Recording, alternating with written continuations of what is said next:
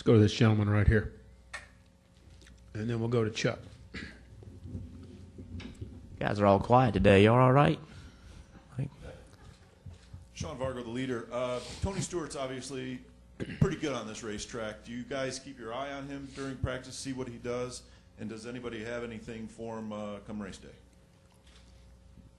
Well, no disrespect to Tony at all, because Tony's good everywhere. But you never know who's going to be good this weekend, and so we part of our at-track analysis is to figure out who is good and who is the best and where they're the best, and then of course, we have a goal to shoot for. Are they beating us in turn one? Are they beating us in where are they beating us?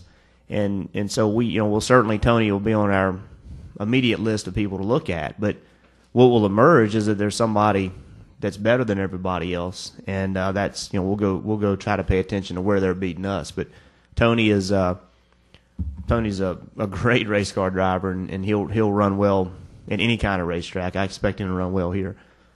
I think it's not, nobody's giving him the trophy. It's you have to go earn it every week. What you did here last year counts, but it doesn't count for this year. Success and failure. You could run awful here last year and come here and win this race, or you could win this race and come here and run awful. It's what you do this year that matters. Go ahead, Chuck. Chuck Howard, NASCAR Media Group. Jeff, since everyone's quiet, I get to ask two questions. First question: over the years, why has Michigan been such a good track for you? And also, secondly, when it comes to Bristol, can you explain to the fans and maybe some media members why you think the racing is better at Bristol now?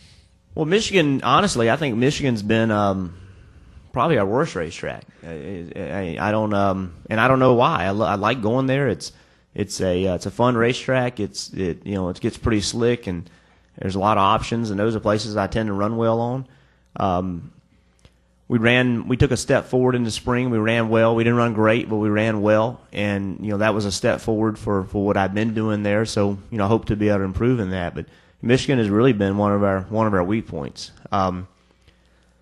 Bristol, that's a great debate. I mean, I've heard fans say they like the old Bristol better. Most competitors say they like the new Bristol better. My take on that is that for us now, I'm a race fan and I'm a race car driver. I like to participate in a race, and I like to watch a race. I like to watch a competitive race. I don't like to watch a blowout. I like to watch a race. I get no joy out of watching a wreck fest.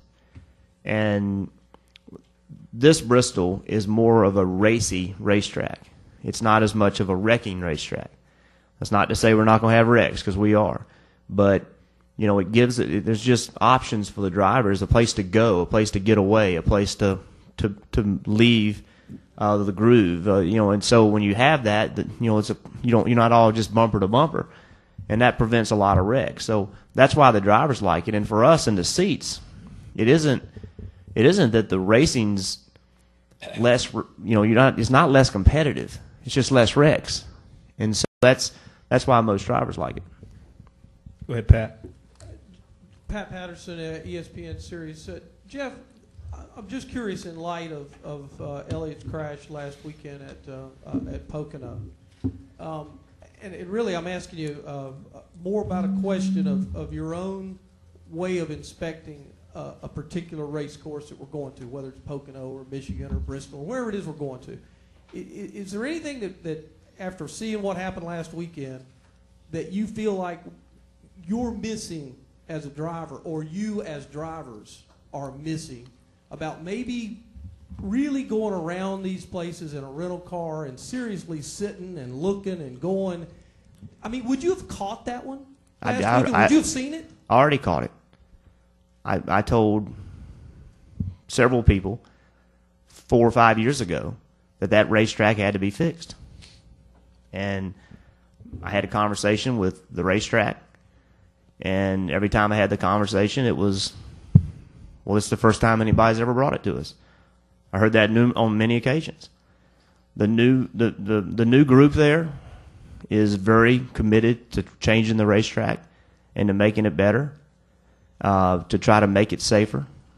But my calls to improve in the back straightaway at Pocono fell on deaf ears. It's just that simple.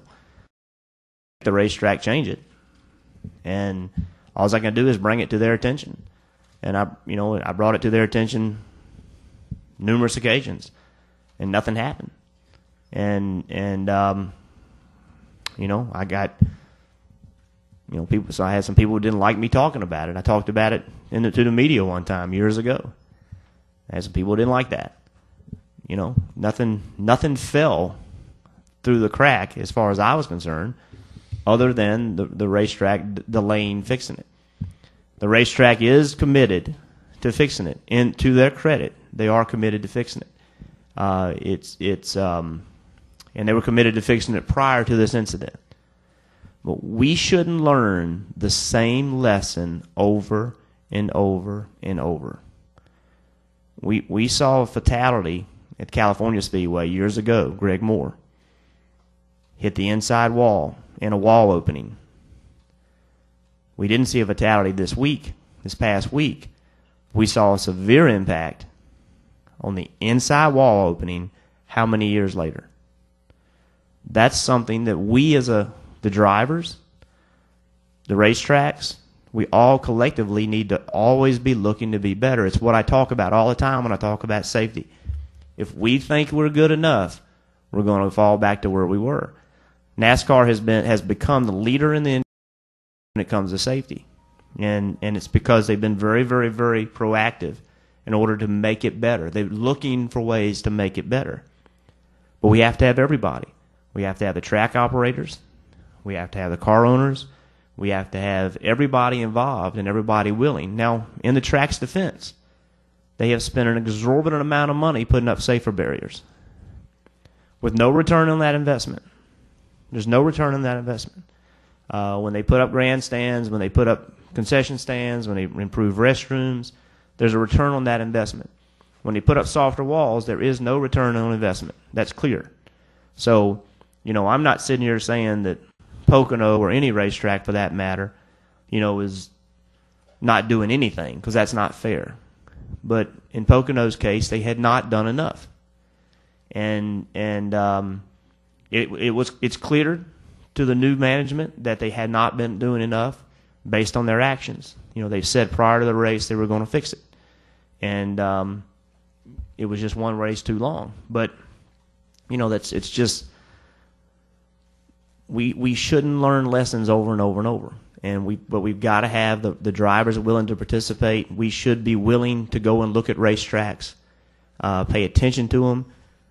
There was an opening on the back straightaway at Charlotte Motor Speedway, and I'd never seen it before till a year and a half ago, And Humpy was still there, and Humpy promised me it was going to get fixed, and they made improvements to it. So I've raced there for 17 years and never noticed it. And I need to do better than that. I need to be looking a little harder than that. But we have to have everybody willing to go do their part.